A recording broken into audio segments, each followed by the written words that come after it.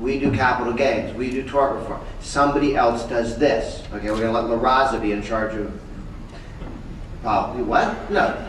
This is an important American issue for all businessmen, for people of faith, for all people, and we need to have everyone around the table focused on it.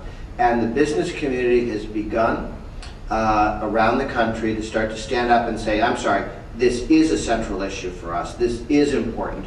And we're not leaving this to other people, radio talk show hosts and La Raza to have some sort of debate over on the side. That's not what we're doing. We're going to have a national debate and a national discussion, and this is where we need to move to. So we have, on the politics of it also, the reason it's gotten confusing is that the voices, the anti-immigrant voices on talk radio, and at the end of the day, it's sort of like listening to a pond and thinking there must be a million bullfrogs out there, and when they drain it, there are 3 of them, okay? They're just very loud.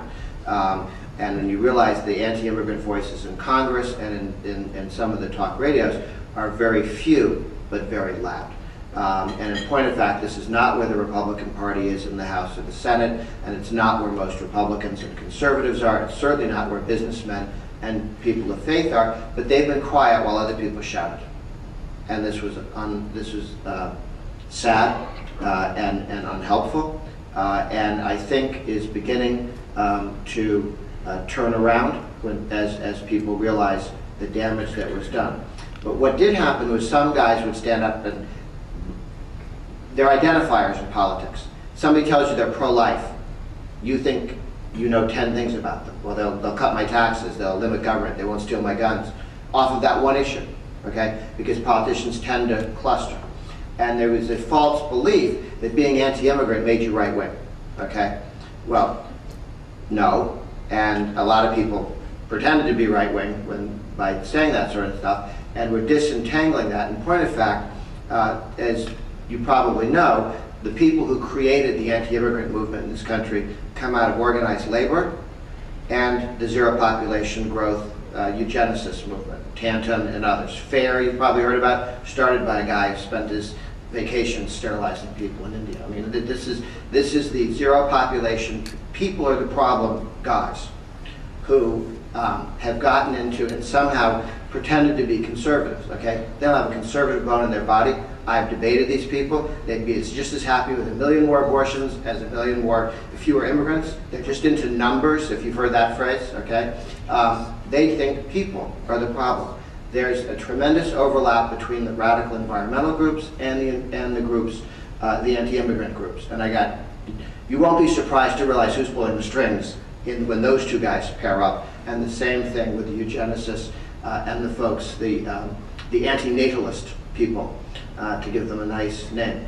This is a Trojan horse that's been dragged inside the modern conservative movement. It has no role in the modern conservative movement. These people don't have a conservative bone in their body. I'm sorry, but celebrating fewer people is in the world, or here, is not a conservative Reagan position. Certainly why the communities of faith have had it with these guys, and the business community, which understands that people are an asset and a resource, and that people and that the free market makes people an asset and a resource. It's not necessarily just true. If 2 people walked into the room and sat in a chair, the room isn't richer. But if 2 people come into a room and start going to work in a free market with property rights and low taxes and reasonable, responsible government, then they're a tremendous asset, and everybody in the room is better off. So the politics of this has gotten a little topsy-turvy with organized labor, their #1 agenda issue. I mean, I've gone back on this issue to where we would try and get resolutions from young Republicans, young Democrats type groups in support of Soviet Jews. And the unions would not let the left-wing groups be in favor of Soviet Jews leaving because it might imply we'd let them come here. They were that hostile to immigration.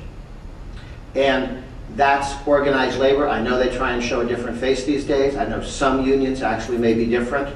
But at the end of the day, what the AFL-CIO and those guys still want to do is put the government between every willing worker and every willing hirer. And for some conservatives, like the guys in Arizona, okay, who said, we'll have a policeman stand in between every businessman and all his workers, okay? When the unions get a hold of that policeman, what's he going to check for? Whether you pay union dues, not where you were born, okay? Put a policeman between every businessman and every person that's hired, really? That's what the unions want. They want Davis-Bacon in between. They've got lots of ideas about what ought to be in between you and every one of the people that you work with. And in Arizona, some people, calling them conservatives, ran out and passed organized labor's dream bill on that. They're also getting into, I hope you read the Arizona bill. They said, oh, we're not for asking everybody for their papers like some World War II movie. We're interested in only asking for papers of people who violate the law. So they passed a law to make it illegal to stand on the side of the road and look for work. Now they're criminals looking for work. Now we can ask for your papers. But we're not criminalizing immigrants or workers or anything like that. Yes, they were. That's exactly what they're doing. So two things. I know that the Chamber and your coalition is putting together some pro ideas. And let me wrap up and take some questions. Utah, while Arizona, look, nobody's life is a complete waste. Some people serve as bad examples. Arizona, Alabama. And until they get their game fixed, they'll continue to do that. But there are also good examples. And Utah has passed a state law, which is along the lines of what I know you folks are looking at here, which moves in the opposite direction, which is pro-business, pro-growth. And treats immigrants with respect, and I think will be a model. Utah's already a model other states are looking at. I think if you build on that Kansas can be a model not only in its low tax, limited government, school reform, and stopping unions from picking the pockets of workers, but also be there on immigration issues. Because when you get it right here, well, some people think 57 states, but anyway, they're 50 states total. And all of them can look and watch what you've accomplished here. And even the guys in Washington can learn from states that get things right. And so I would encourage you to lead on this issue in the right way and take all the eugenicists and the limited growth people and the zero population growth people and the labor union thugs and move them over to the side and let them go play in some blue state and not try and write laws for Kansas.